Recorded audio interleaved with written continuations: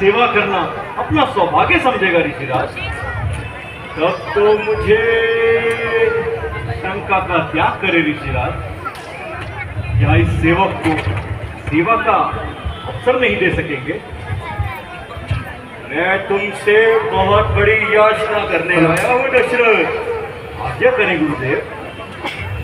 यदि मैं तुम्हें वचनबद्ध करना चाहूँ तो इसमें क्षत्रिय की वाणी ही सौगंध होती है।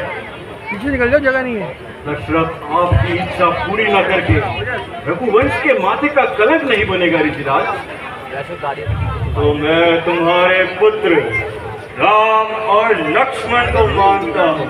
राम लक्ष्मण ऋषिराज, परंतु विचलित हो गए नरेश। इसलिए नहीं महर्षि, सोचता हूँ तो खड़ी की मुस्कुराहट देकर दशरथ की खुशियां छीनने का निश्चय तो नहीं कर लिया आपने? नहीं नहीं अयोध्यापति, विश्वामित्र घातक नहीं।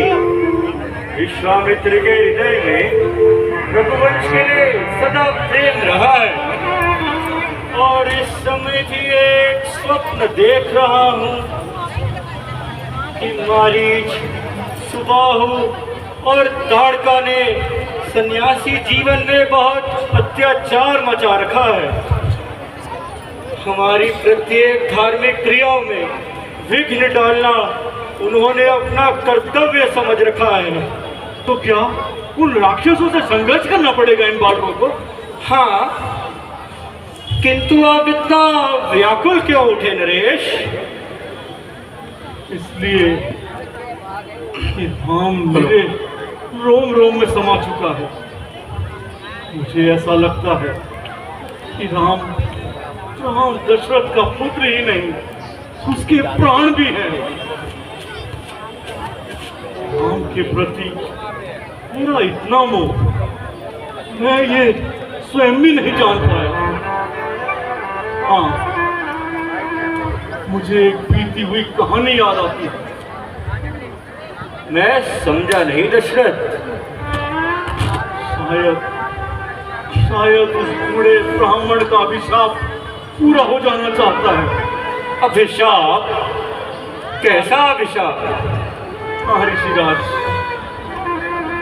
श्रवण कुमार की मृत्यु से दुखी होकर उसके अंधे माता पिता ने मुझे ये श्राप दिया था कि मैं भी उन्हीं की तरह पुत्र वियोग में तड़प तड़प कर अपने प्राण दूंगा।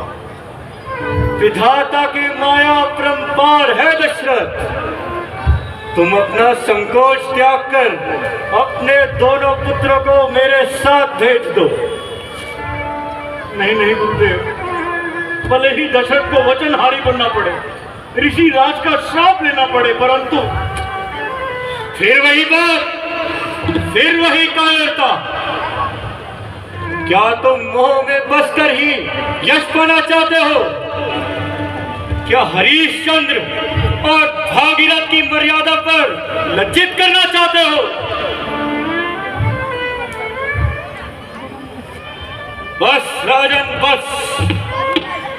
तुम्हारे विश्वामित्र पर ये मेरी बात मानना नहीं। तुम्हारे राम और लक्ष्मण पर इस विश्वामित्र का कोई अधिकार नहीं। यह तो तुम पर ही निर्भर था कि ऐसे संकट के समय तुम कुछ धर्म की सहायता कर सको। कोई नहीं, सुखी हो राजन, तुम्हारी कीर्ति अमर रहे। हम चलते हैं नरेश। ठहरिए ऋषिराज, अयोध्या नरेश के द्वार से आपका यूं खाली हाथ लौट जाना कोई साधारण बात नहीं। अयोध्या नरेश, मुझे इसी में भलाई लगती है कि राम और लक्ष्मण को ऋषिराज के साथ भेज दिया जाए। परंतु गुरुदेव, राम और लक्ष्मण के आंखों से ओझल होते ही इन नैनों की ज्योति चली जाएगी। धर्म पर बलिदान रोकर नहीं, हंसकर दिया जाना चाहिए नरेश।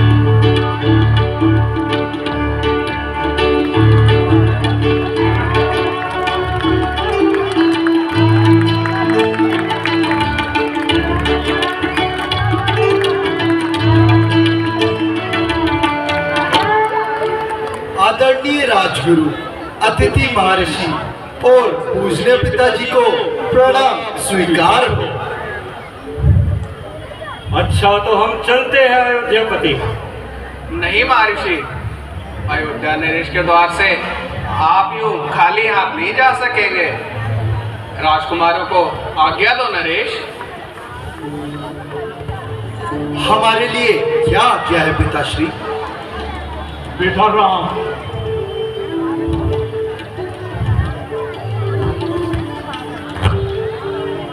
लक्ष्मण,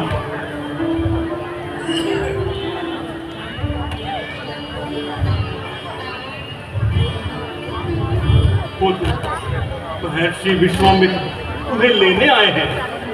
आज से स्वयं को इन्हीं का दास समझो। आपकी आज्ञा सिराखों पर पिताश्री। गुरुदेव, आपकी और ऋषि राज की आज्ञा का पालन करते हुए धर्म की रक्षा के लिए और मोह माया का त्याग करते हुए मैं अपने नैनों की ज्योति राम और लक्ष्मण को ऋषि राज को सौंपता हूं। निश्चिंत रहो राजन, तुम्हारे पुत्र राम और लक्ष्मण की कीर्ति अयोध्या का नाम रोशन करेगी। अच्छा दशरथ, तो हमें अब आज्ञा दीजिए, हम चलते हैं।